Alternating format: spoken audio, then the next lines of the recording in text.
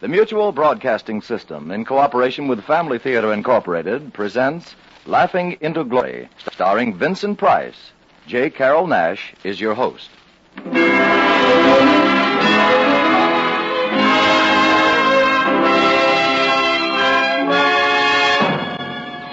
More things are wrought by prayer than this world dreams of.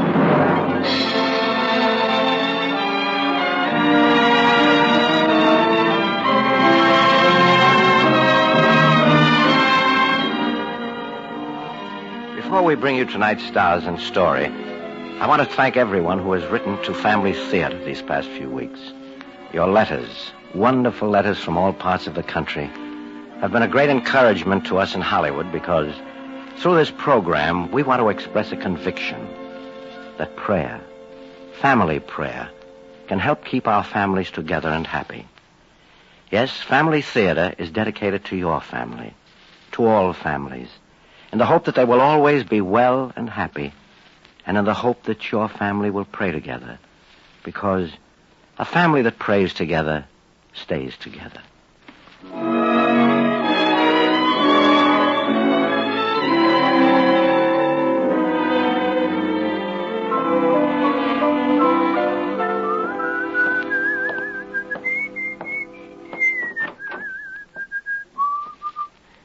Bishop.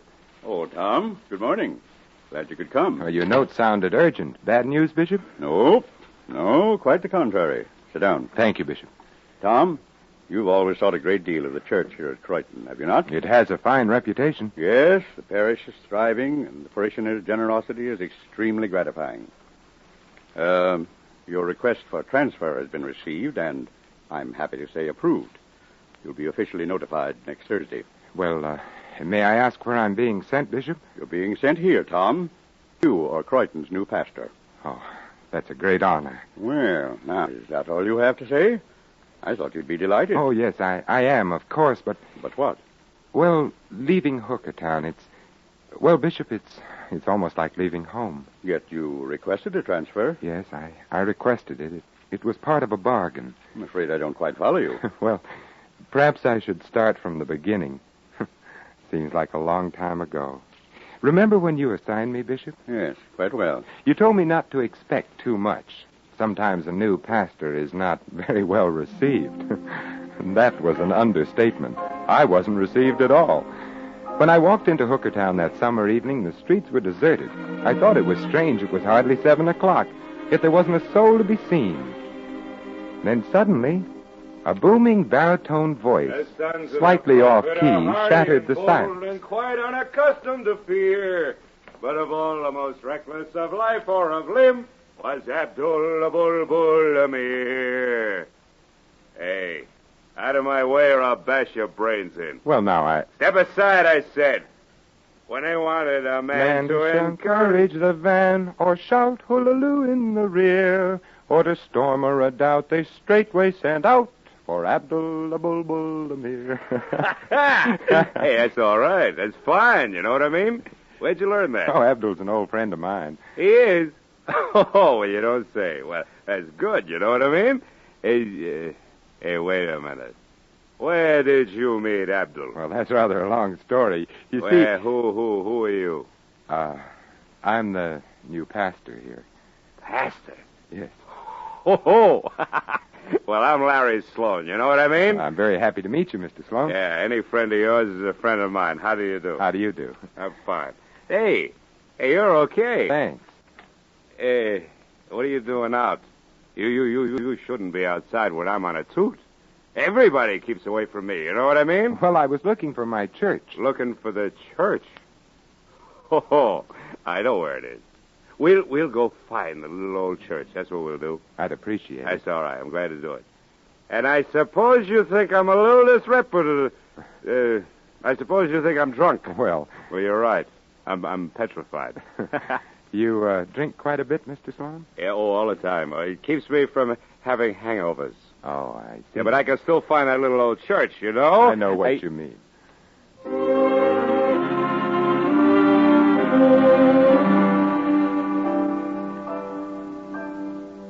Well, what do you think of her? Well, offhand, I'd say it could do with a few repairs. Oh, well, we did fix it up once. Yeah, I used to be a stonemason. I rebuilt that back wall myself. Oh? When did you do that? Oh, about 12 years ago. Well, I don't mean to sound impetuous, but don't you think it's about time to replace those broken bricks? Oh, that's a good idea. I'll be glad to see it when you get it finished. Well, I gotta go now. So long. Oh, he could Timothy Irving play euchre or pool, perform on the Spanish guitar. Sloan. In fact, quite the cream of the Muscovite. Sloan. Just a moment. About that wall. Yeah? Don't you do any masonry work anymore? I don't work at all. Why not? Well, it interferes with my drinking. Well, how do you live? Oh, I get by. I get along fine. I mind my own business. Maybe that's what pastors ought to do. Oh, I'm sorry, Sloan. Yeah. Well, thanks for showing me the church. Good night. Night. When they wanted a man who could offer a hand, who was faithful to friend far and near, well, there was not a doubt he was always about, was Abel Amir. Hey, what was that? What? Oh, you mean that, what I was singing? Yeah. That's the sixth stanza. I never heard it before. You've never heard the sixth stanza? Why, that's the whole key to Abdul's character. He'd go down the line for his pals, huh? Never missed. Ah. Well, about that wall. Yes? I might be able to offer a hand. Well, now that's very gratifying, Sloan. Very gratifying indeed. Sloan arrived next morning with bricks, mortar, and a slight hangover. He said he preferred to go at the job by himself, so I decided to spend the morning in town acquainting myself with the villagers. Main Street was just coming awake. A merchant in white apron was sweeping the sidewalk in front of his store. Oh, good morning, sir. Oh, good morning. A fine day, isn't it? It won't be for long. Woke up with a backache this morning. That means rain. Are you the proprietor of this store? Have been for 19 years. Look out. That's where I'm sleeping. Oh, I'm sorry. I'd like to introduce myself. Yes, I know. You're the new pastor up at the church. Stand back where you were. I have to sweep there now. Now, when did you get into town? Last evening. Think you're going to like it here? Oh, I'm sure I will. Well, I hope you're not like that last pastor we had. He was a great one for changing things. Never satisfied. Wanted to repaint the church, put in a garden. Thought money grew on trees. But he was transferred. Transferred? That's right. My name's Cromer. Henry Comer. Oh, I'm glad to know you, Mr. Comer. Well, you might not be when you get to know me better. I'm a businessman, a conservative, practical businessman.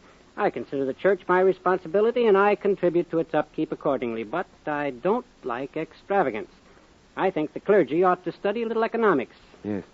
Speaking of the church, Mr. Comer, I noticed last night that the roof... What's the matter with the roof? Well, it leaks, what there is of it. Well, in that case, I'd suggest that you repair it. I'm afraid it's beyond repair. You see, the beams have decayed... And reinforce them. You certainly don't want roof caving in on your congregation, now do you? Exactly. Mr. Comer, that's why You'll find some 2x4s in the rear of the store. You're welcome to them.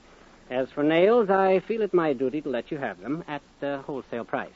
Thank you. Well, I've enjoyed talking with you. Good day. Good day, Mr. Comer.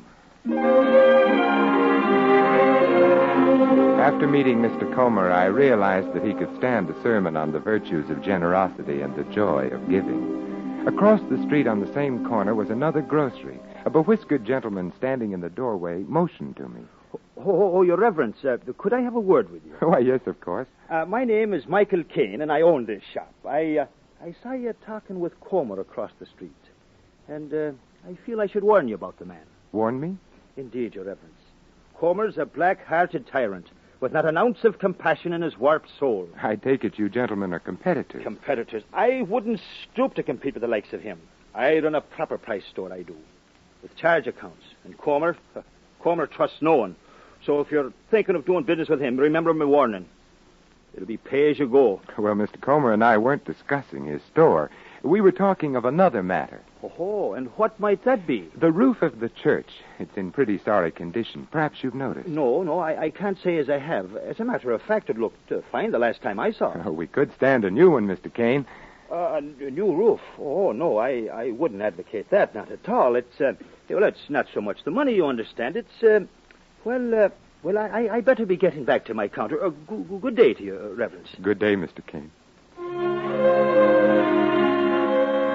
Repairing the church seemed to be a pretty unpopular project, but suddenly I had an idea. So long as the two grocers were such ardent rivals, Why not put this rivalry to good use? I recrossed the street to Comer's store. Oh, it's you again. Well, did you find the 2x4s all right? I haven't looked yet, Mr. Comer. I was across the street talking with Mr. Kane. Kane? Yes, I told him about the roof. And what did he have to say? Well, I suggested a new roof for the church. He didn't approve. Oh, he didn't. And how would that heathen know the needs of a church? Just let me remind you, I've lived in this parish long before Kane came to Hookertown. Yes, Mr. Comer. If I think the church requires a new roof, it should have one. You understand? Certainly, Mr. Comer. Matter of fact, the quicker we start, the better. Now, you go get an estimate on the cost and send me the bill. That's all. Good day. Good day, Mr. Comer.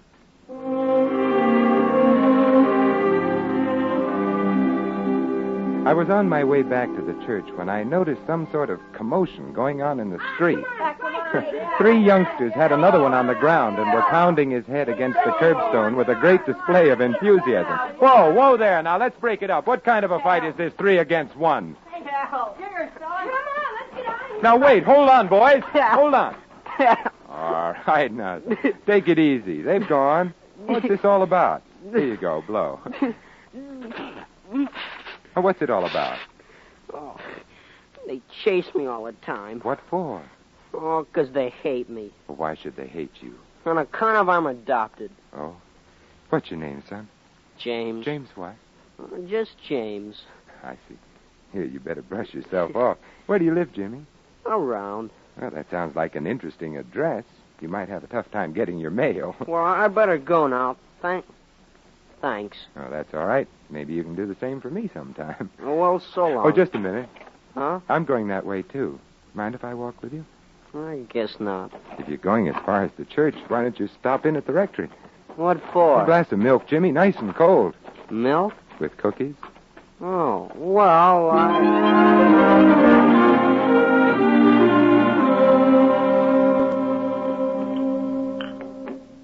Take another cake if you like. Oh, thanks. Have you ever been here before? Church? Uh-uh. Oh, that's too bad. You know, I was thinking of getting some fellas together this summer for ball games. Do you like baseball, Jimmy? Oh, I sure do.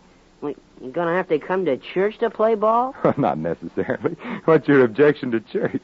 I don't believe in God. Oh? Oh. When did you decide that? A long time ago.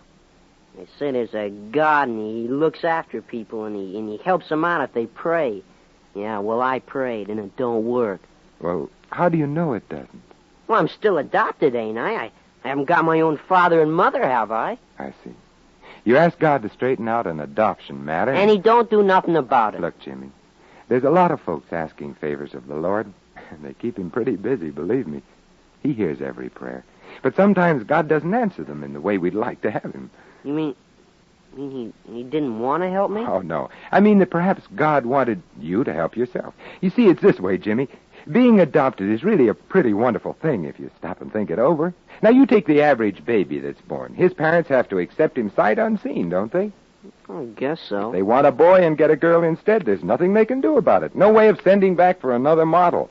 But on the other hand, you take someone who's adopted. Now, people have a chance to look him over. They can decide whether they want him or not. So, when someone picks you, Jimmy, you can be sure that you're exactly what they want. That's not so. Nobody wants me. Of course they do. Tell me, who takes care of you, Jimmy? My uncle, Uncle Larry. Larry Sloan? Yeah. Oh, it's you, Sloan. Well, now, this is what I call a coincidence. I gotta go into town for more bricks. I got the wall hat. Jimmy, what are you doing here? Nothing. I'm going now. How's school been, kid? All right. Look, I'm sorry about not seeing you much lately. I've been sick. You've been drunk. Everybody says so. Well, maybe so, Jim. They're always laughing at me and calling me names, all on account of you. I'm sorry, boy, honest. Sloan, wait a minute. Sloan! Jimmy stayed around the church with me after that. I got him a room at one of the neighbors. The weeks lengthened into months, and never a word from Sloan. He had disappeared. Where? Well, that was anyone's guess. Gradually, improvements were added to the church, thanks largely to the animosity existing between one Mr. Comer and one Mr. Kane. When it came time to paint the church, I presented my problem to Mr. Kane. Mr. Kane, I was just talking with Mr. Comer in regard to painting the church. Hey? It appears that Mr. Comer is dead set against it. Well, you can hardly expect a scavenger to appreciate a thing of beauty. I say paint the church. And charge it to Michael Kane. And weeks later, when a new boiler for the basement was needed, I approached Mr. Comer. Mr. Comer, I just spoke to Mr. Kane on the matter of a new boiler for the church. Yes? I'm afraid Mr. Kane is rather adamant. And I'm afraid Mr. Kane is just plain addled. Go ahead, install your boiler. Never let it be said that Henry Comer stands in the way of progress.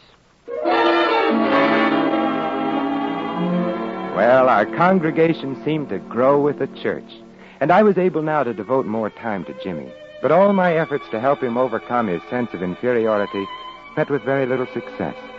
He avoided the other youngsters in the village at every turn. And then one day, I put him to whitewashing the fence. Some boys from school came by. I overheard the conversation from the rectory window. Look at James. Gotta paint the fence. Oh, go on away. Well, who adopted you now? Yeah. And where's Sloan? Drunk again? Now, why don't you beat it? Oh, why don't you make it? You better paint that wall real nice, Jamesy. If you don't want to be bopped with the Bible. Hey, shut up. Jimmy, Yeah? come over here a minute. Yeah, what do you want? I want you to keep painting that wall, Jimmy. I don't want you to leave it. Yeah, but there's some guys Never mind those guys. Jim, don't you know the story of Tom Sawyer? I don't think so. Well, Tom Sawyer had a problem, just about like yours. Some fellas started razzing him while he was whitewashing the back fence. You know what he did? What? He used a little, psychology. Psychology? Mm-hmm. You see, Tom figured that as long as he had to do the fence, he might as well. The boys started stopping by the church regularly after that. From there on in, it was easy. We decided to organize a club for sports and outings.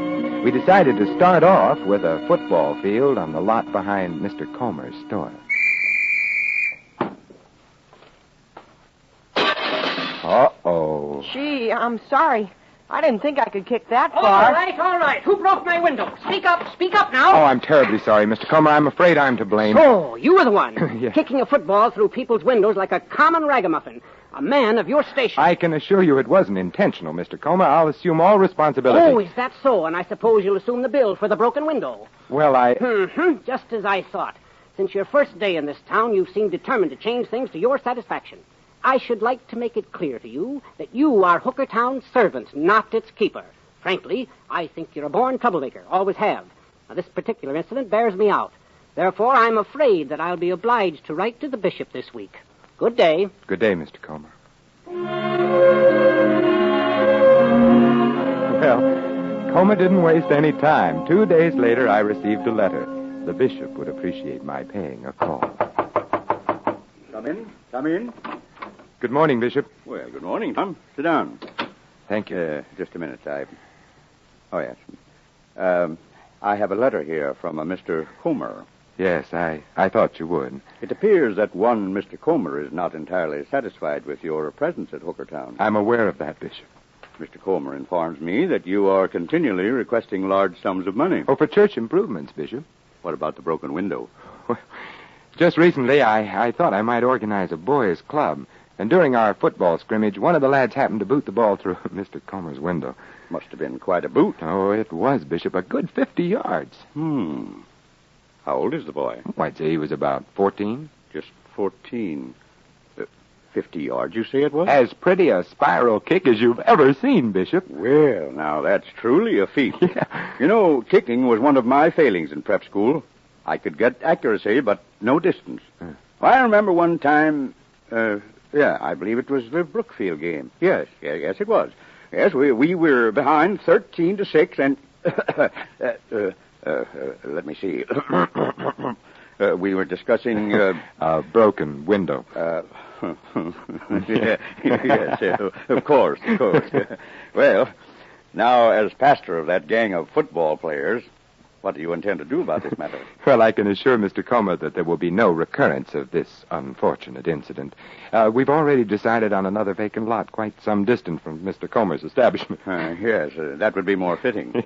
And what about the cost of the window? Well, if you'll allow me time, Bishop, I'll do my very best to make restitution. Of course you will. Well, That seems to take care of everything. It's just like I always say, there's nothing like a nice, friendly talk to get things ironed out.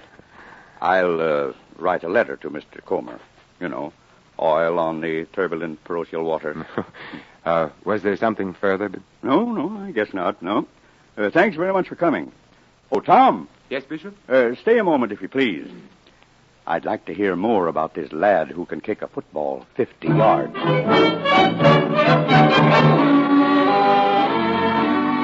I was late getting back to the church that night. As I started up the walk to the rectory, I heard someone behind me. Larry Sloan. I've been away. I've been doing odd jobs on the road. I made a few dollars here. Take it. Well, what's this for? Well, I heard what you done for Jimmy, and it was swell of you to put him up. I thought maybe I could pay you back something for his keep. Oh, Jimmy more than earns his own way, Larry. I'm glad to have him around. Oh, that's fine. How is he? Oh, he's tip-top. Wouldn't you like to see him? No, I done enough to him. Just leave things be, huh? Take the dough, and I guess I better be hitting the road. I almost forgot to tell you. I ain't been drinking. Ain't touched a drop since the day I left. Oh, that's fine, Larry. That's your Uncle Larry? Hey, Uncle Larry. Hello, Jimmy. Yeah, where you been, Uncle Larry? Gosh, I missed you. Did you, Jimmy? Hey, I'm sorry about what I said that day. I don't hate you, honest I do, and I've even been praying for you. Oh, that's real nice of you. You know, there's one thing that still bothers me. It hasn't been fixed yet. About that wall, Larry. Well, I'd like to help you, see, but you understand it's... Are you going back on Abdul? Abdul? I almost forgot about him. Huh? Look, really, I'm sorry. I just got a blow, that's all. Oh, you're not leaving? Yeah, Jimmy, I got a lot of things to do. Oh, now don't leave, Uncle Larry. Oh, well, you wouldn't want me to go through all that praying again, would you? Well, it's kind of tough to explain, kid. You see... This is where you belong, Larry. We want you to stay. Yeah, that's right, Unc. We want you. Oh, come on. Let's go home. Home? All right, kid, let's go home. Next morning, I stopped by Kane's grocery. I wasn't seeking a contribution for the church this time. This was a rather unusual request. I told him Larry Sloan's story. Would he loan Sloan enough money to start his own masonry? To which Kane replied, I most certainly would not. Sloan's a worthless tramp, and I can't see how he's ever going to change. Go see Henry Comer. Maybe he can help you out. Which is precisely what I did. Mr. Comer's answer to my request was rather surprising. Michael Kane, for the first time in his life, is absolutely right. I wouldn't finance that drunkard for one solitary cent. Good day. Oh, just one moment, Mr. Comer. What is it? Mr. Comer, next week, the spring appointments are coming out. New pastors are assigned to various churches. Others are transferred to different towns. I'm familiar with the clerical activities of the church. Well, if a pastor expressed a desire for transfer, the request would be carefully considered. Oh? Yes, sometimes the request is granted. Very interesting. Mr. Comer, I have a slight suspicion that I've been getting in your hair. You certainly have. I lost a plate glass window for one thing, and you practically tricked me into carrying most of the parish expenses. Kane and I are getting wise to you. Yes. I knew you'd catch up with me sometime. Well, let's say I make a petition for a transfer. Kane and I would certainly appreciate it. Would you appreciate it to the extent of getting together and seeing your way clear to help Mr. Sloan financially? That's a bargain. Fine. It's a bargain.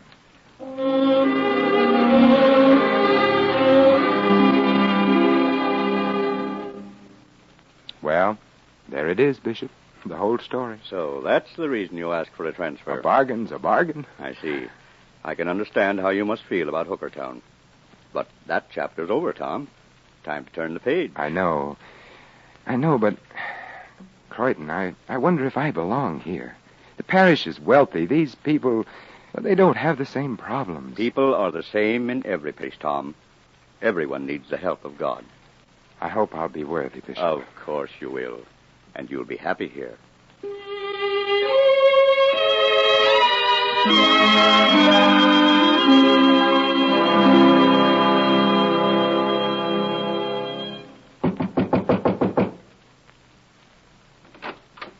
Good morning. Good morning. Are you the new pastor? As of this morning, yes, sir. Well, now, this is a stroke of luck. We should have a talk. We should have a talk right now. Yes? My name is Sheridan. I am the owner and president of Sheridan's Department Store. Well, I'm very happy to... Later, please. I should like to warn you about a certain Mr. Walker, one of our druggists here in Crichton. The man has some fool idea about installing chimes in the bell tower. Now, as the church's foremost contributor, I have no intention of tolerating this waste of time and good money. And furthermore, I would... Pardon me just a minute. Certainly. Good morning. How do you do? You're the new pastor. That's right, sir. Well, I'm very happy to make your acquaintance. My name is Walker. The gentleman I was telling you about. Well, Sheridan, I see you didn't waste any time getting down here. If you were as fast on Sunday mornings... I had no idea that the pastor would be here. I'll bet. Now, see here, Walker, Gentlemen, please. I'm sure we can talk this matter over sensibly. Now, about these chimes... I tell you, we don't need chimes. It's foolishness. Well, I appreciate your feeling in the matter. However, Mr. Sheridan, I wonder if you're familiar with the story of Abdul Bulbul Amir?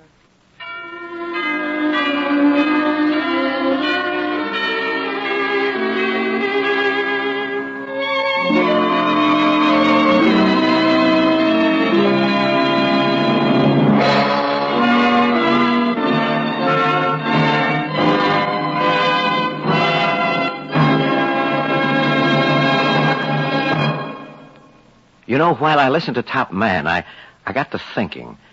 Yes, I was thinking that a happy family is, well, it's the most wonderful thing in the world. Wonderful for mother, father, and children, for the community and for the country. But everybody knows it isn't something that comes just with dreaming.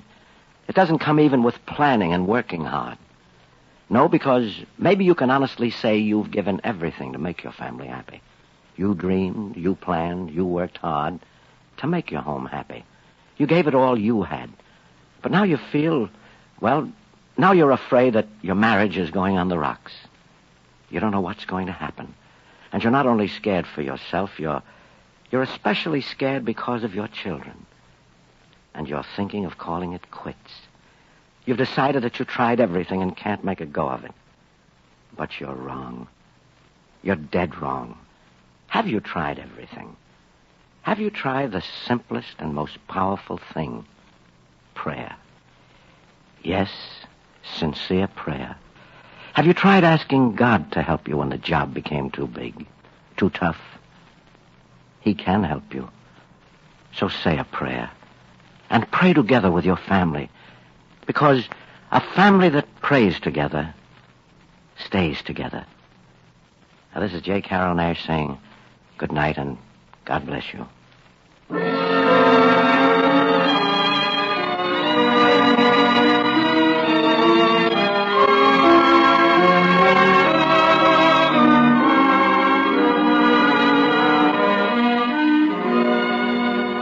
Before saying good night, we wish to thank Vincent Price for his performance as Supple. A word of thanks also to Lou Reed for writing tonight's play, and to Max Terre for his music. Mel Williamson directed, and John Ryder produced the program, portions of which were transcribed. Others who appeared in our play tonight were Ralph Moody, Herbert Lytton, Don Doolittle, Jack Nestle, Gerald Moore, David McMahon, Joel Davis, Tommy Bernard, and Tommy Cook. Next week, our Family Theater star will be William Gargan. Your host will be Dennis Morgan.